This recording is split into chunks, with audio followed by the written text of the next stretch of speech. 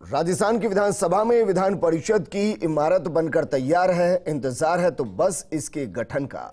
2022 भी आ चुका है। राजस्थान की राजनीति में सक्रिय रहने वाले नेताओं की विधान परिषद बनने की आस अधूरी है।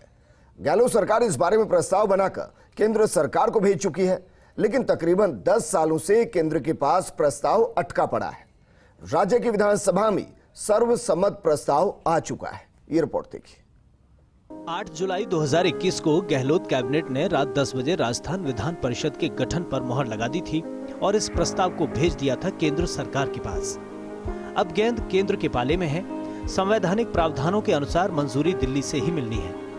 वसुंधरा राजे के पहले कार्यकाल में भी केंद्र को प्रस्ताव भेजा गया था। उस समय मनमोहन सरकार थी। विधान परिषद के गठन को लेकर 18 अप्रैल 2012 को पिछली गहलोत सरकार के समय विधानसभा में सर्वसम्मति से प्रस्ताव पारित कर केंद्र को भिजवाया था। उस समय केंद्र में यूपीए की सरकार थी। यूपीए सरकार ने भी काम आगे नहीं बढ़ाया और ये मुद्दा केवल चर्चा तक सीमित रह गया। बाद में केंद्र सरकार ने चिट्ठी लिखकर विधान परिषद को लेकर राज्य की मंशा पूछी। उस चिट्ठी का अब जवाब दिया गया।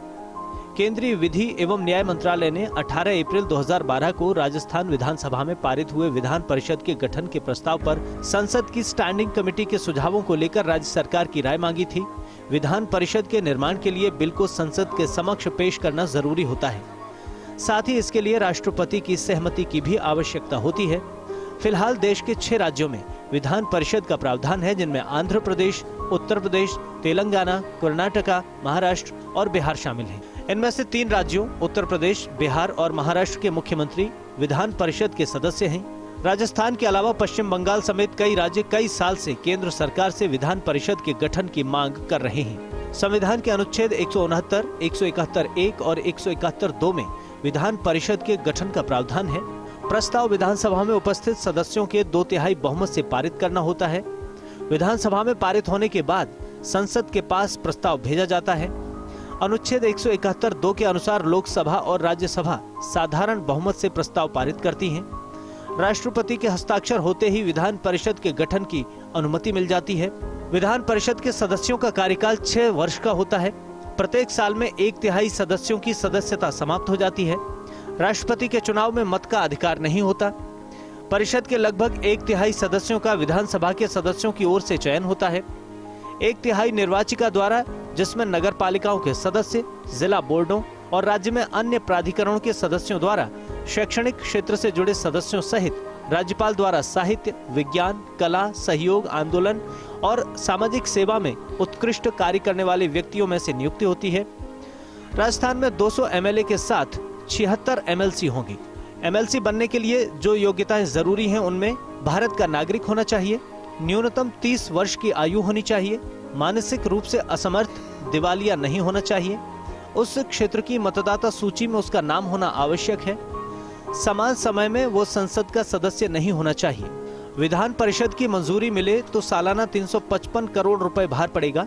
विधायकों के भत्ते के आधार पर सालाना 20 करोड़ के वेतन भत्ते, 335 करोड़ सालाना जनोपयोगी कार्यों के लिए अभिशंसा और शुरुआत में इंफ्रास्ट्रक्चर के लिए करोड़ों की राशि खर्च हो सकती है।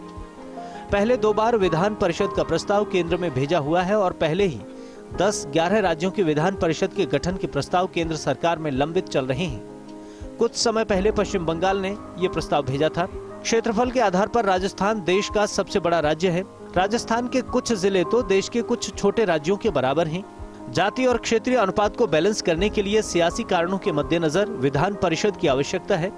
विधान परिषद बनने से राज्य के प्रतिभा संपन्न और गुणी लोग कानून बनाने में अपनी प्रत्यक्ष भूमिका निभा सकेंगे, जो चुनाव लड़कर आने की स्थिति में नहीं है। प्रमुख सियासी चेहरों के लिए दरवाजे खुलेंगे।